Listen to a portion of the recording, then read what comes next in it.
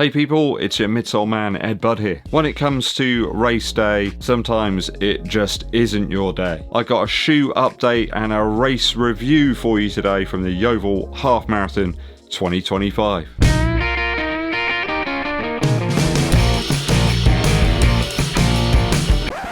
I've ran this race loads of times, people. Wind and rain, hot summer days, I've trained on it loads. I've been around it. I know every little bump in the road on this one. But at the race, this time, it just went a bit wrong. Made a really decent start, actually, early on. Decided to stick with the 1:30 pacer first 3 or 4 miles. I was feeling pretty great, actually, sheltered from the wind. It was quite strong that day, around about 14 miles an hour from the northwest. Early section of the race is now a little windier with an additional climb at the start. The undulating nature of the course at this stage means it's a little less than ideal than it used to be elevation wise. So I was bang on with the pacer the first 3 miles or so around the town, and then down towards the old rail line, and that leads through a section that we call 9 Springs. As soon as we hit the section on flat terrain, my left quad started to really tense up. The wind was coming straight at us then, just making things a little bit harder, and I think I started running in a different way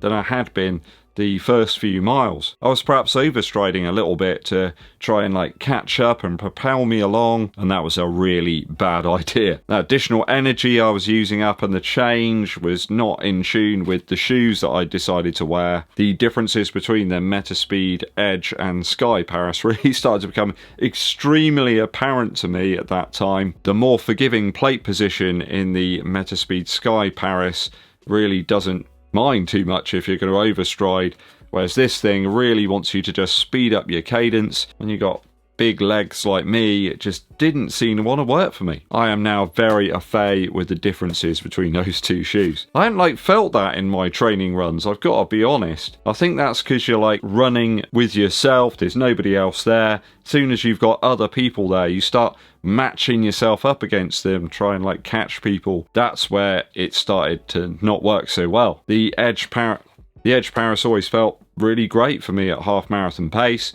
but then again I'm kind of running just myself then. So here with the wind at me, with that sort of additional effort to try and sustain the pace, it was a very different prospect. So I soldiered on the gradual incline towards the turning towards Montacute House. Now in the downhill section leading up to the main hill on the race wasn't going to feel that pleasant. Anytime I was going downhill, my quad was really barking at me. I was almost operating on one leg by that point. I was getting quite irritated actually by the whole thing. It tightened up on each impact as I put my foot down, and anytime I tried to open up the throttle, I just knew that leg was going to tighten up even more. So I was almost doing reps at that point. I'd run at sort of somewhere near my target pace, and then have to just drop back a little bit. Now I did wear some different shorts actually. I don't know whether this made any difference at all. Looser fitting option this time around rather than the Aeroswift half tights. And people say, well, nothing new on race day, but again, I've worn these loads and loads in training, so it's not like it's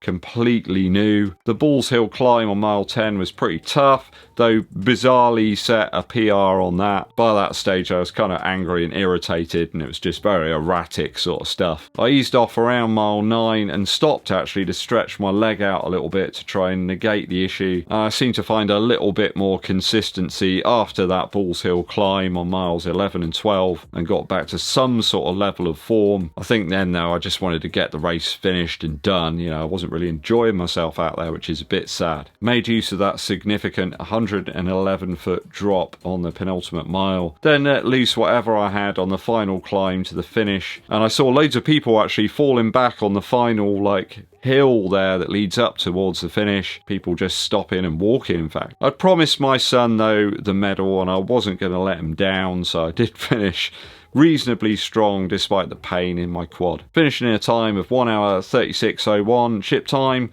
so 124th overall, not even close to 1:31:03 from last year where I finished 46th. So yeah, a bit disappointing.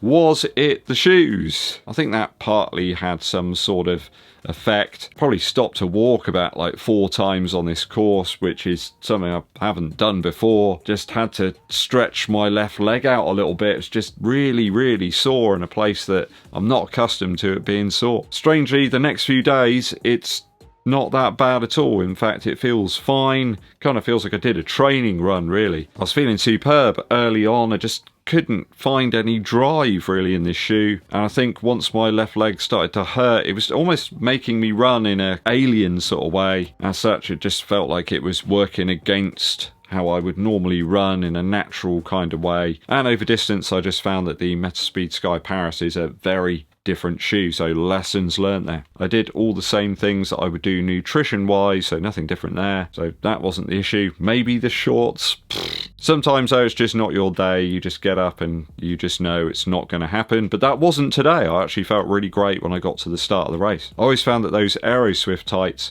kind of limit the range of motion a little bit in my legs, but maybe they're having a beneficial effect in other ways there, like promoting blood flow or something, I'm not sure. Training wise, haven't quite had the volume that I've had over previous years. I mean, I lost most of January due to feeling really ill, had really bad flu, cold and cough. But when it comes to the training quality over the last couple of months, that's really been there. So perhaps it's a little bit down to the volume rather than the sort of quality of the speed training. Can't really fault the shoes in terms of the upper fit and comfort. And grip wise, well, they're exactly like the Metaspeed Sky Paris. But plate placement, as per the Alphafly 3 actually, where it has that slightly flatter plate, well, it's just no comparison there. It's a bit like the Transformers, where it's more than meets the eye. Still, not to be a petulant child, 1:36:03, still a decent time for the half, and I've got bigger and longer fish to fry at the end of April at the Manchester Marathon. On other matters, I'm really glad that I had some music to listen to while I was out there. That kind of at least kept me going and gave me something to take my mind away from things.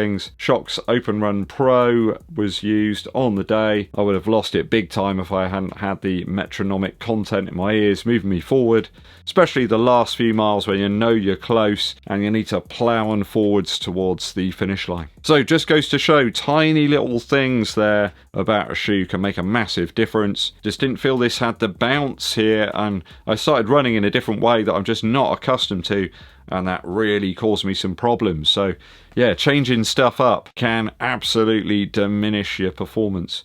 So be very wary about that. Lessons learned. I might be dropping into a half marathon race in June. There's the Heron Half Marathon. It's very near here in Yeovilton. Very flat course. Looking forward to that one.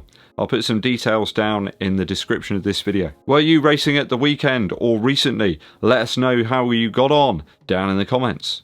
Quick musical interlude for you. Really been getting into those long jam out sessions from Neil Young and Crazy Horse, enjoying the album Sleeps with Angels from 1995. There's some fantastic amplifier sounds on this one. You can really hear Neil's Fender Deluxe sort of straining under the weight of all the sound. Is Les Paul with the very special pickup configuration.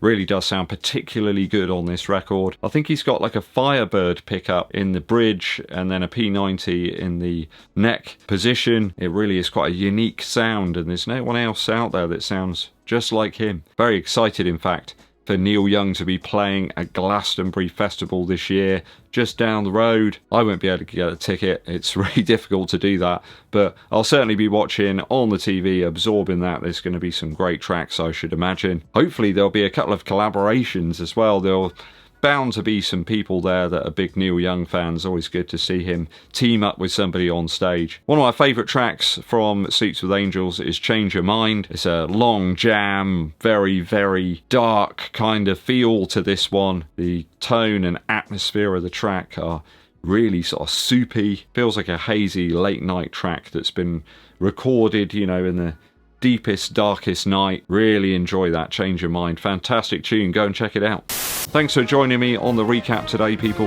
Onwards and upwards, I hope. Hit that subscribe button and give this video a thumbs up like. Also, drop us a comment as well to help with that YouTube algorithm. My name's EDDBUD, and I'll be seeing you.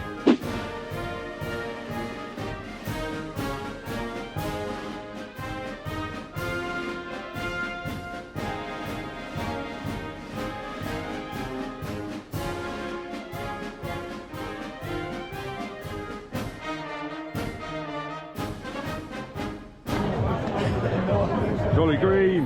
How you doing, buddy?